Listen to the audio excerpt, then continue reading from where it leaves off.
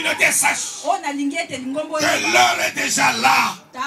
On ne sait pas, peut-être c'est après cette prédication, peut-être c'est demain, peut-être c'est le lendemain. Le mari de ma maman, pas 56, s'est réveillé le matin. Et il ne savait pas que je vais rendre mon esprit entre les mains de celui qui m'a créé. Mais du coup, il a rendu l'âme. Frère bien-aimé dans le Seigneur, le maître de l'esprit, il peut venir le matin ou les après-midi te demander ton âme. Mais ce qui est important, que tu meurs dans le Seigneur. C'est là où je vous dis que l'heure est déjà là. Où nous quitterons ce corps mortel, nous revêtirons l'incorruptibilité. Nous quitterons ce monde et nous regagnerons notre monde. Parce que nous sommes des pèlerins, le passager dans ce monde. Vous êtes là? Amen.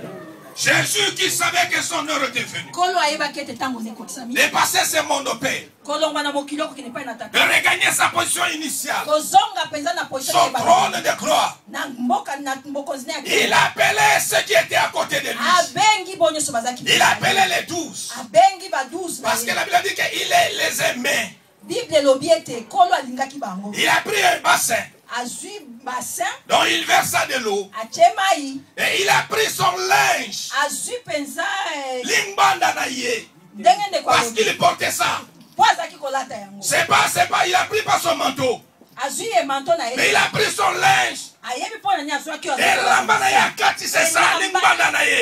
il a pris son limbanda qu'il portait. Il a commencé à laver les pieds de ses disciples. Il a lavé les pieds des disciples. Après avoir lavé les pieds des disciples, il a pris son linge. Il a essuyé les pieds de ses disciples. Il n'a pas jeté ses linges. Il a remis sa sang sur son corps. J'aime le Seigneur. Ce que le Seigneur a fait, personne ne peut le faire. Même moi, je ne peux pas le faire. Prendre mon linge, essuyer les pieds de ma femme et le remettre encore. Non. Voici l'amour de Jésus. Jésus t'aime plus que ton mari. Jésus t'aime plus que ta femme. Il a pris ses linges. Il a remis ça dans son corps. Mais je me dis pourquoi Jésus peut poser de tels actes. Lui est Dieu. Prendre son linge. Si c'était aujourd'hui, on doit le dire que c'était sorcier. Même les lois sont concernés, on ne peut pas le comment on la main à 4 ans pour se rendre à Colosse, on s'en rend compte. Vous êtes là? Il a lavé les pieds de ses disciples. Il les a essuyés avec son linge. Et il a pris ses linges, il a remis ça sur son corps. De Gethsemane jusqu'à Golgotha. Son linge ne lui quitta point. Il avait toujours son linge. Mais je me demande, attendez qu'il y a un wapi. C'est que c'est qu'il a mouillé, il y a ma pierre, la poussière, nous sommes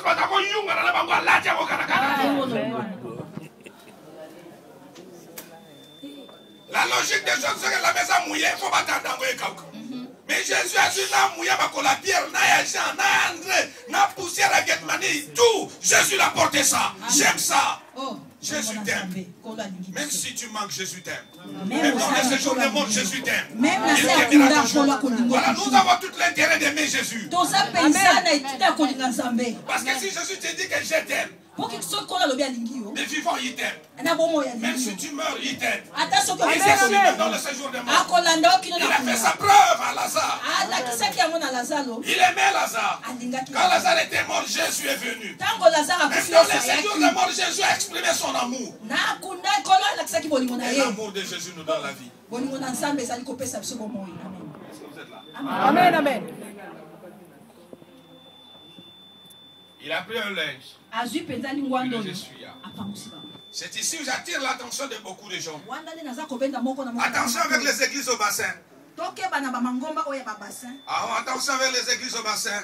Parce qu'il y a d'autres assemblées, quand tu pars pour entrer, il faut que tu enlèves tes chaussures et tu laves les pieds avant que tu entres.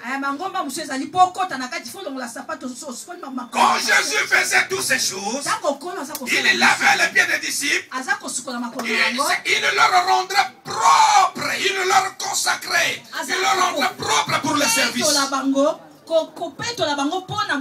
Il leur rendrait propre pour le service. Est-ce que même dans le tabernacle de Moïse, il y avait une partie qu'on appelait le parvis. Dans le parvis, il y avait une cuve qui avait de l'eau à l'intérieur. Oui, le parvis, ok. Le sacrificateur venait avant d'en franchir le second voile. Il passait par la cuve, il lavait les pieds, il lavait leur visage, il se sanctifiait, il se consacrait pour être propre dans le service. Il ne pouvait pas franchir la seconde voile. Il ne pouvait pas y aller dans le lieu très saint sans passer par la cuve. L'eau de la cuve de rein leur permettait à être propre.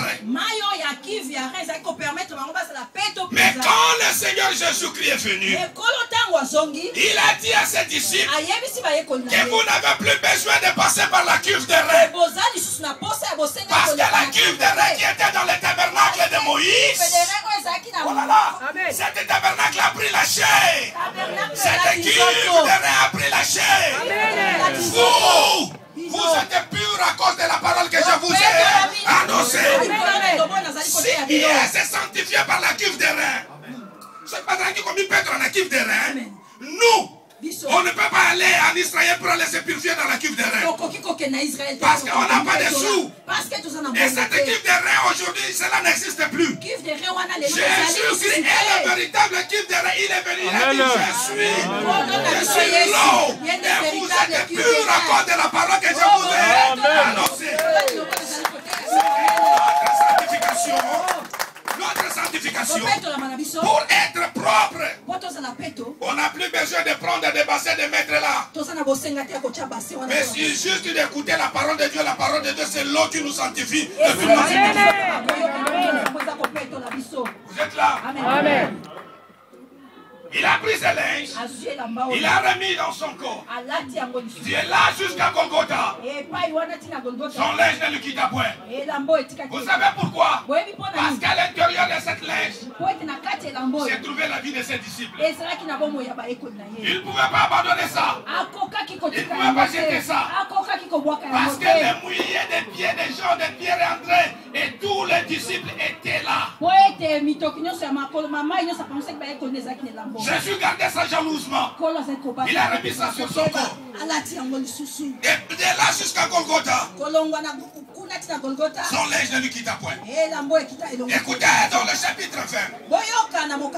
La Bible dit Jésus a été crucifié. Après avoir été crucifié, la Bible dit que dès le matin, il y a un groupe de femmes qui marchent ensemble avec Jésus. Les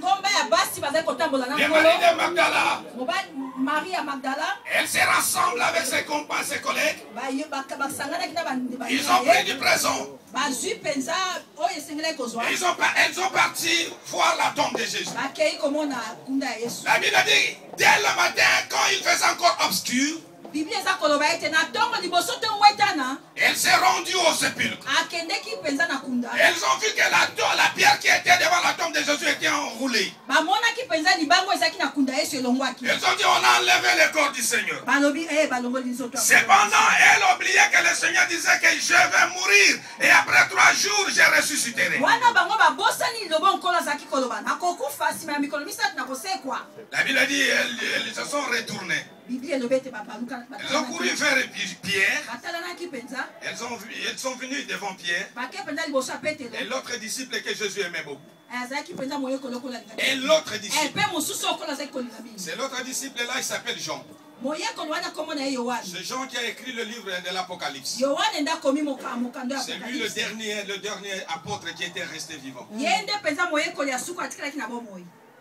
Elles ont rapporté la nouvelle. On a enlevé les corps du Seigneur. Nous ne savons pas là ce qu'on a mis. La Bible dit Pierre et l'autre disciple sont sortis tous deux. Ils ont commencé à courir.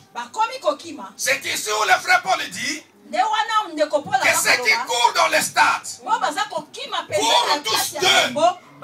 Mais c'est pas tous les deux qui remportent le prix. Suivez-moi ici. Je suis dans le livre des Corinthiens chapitre 9.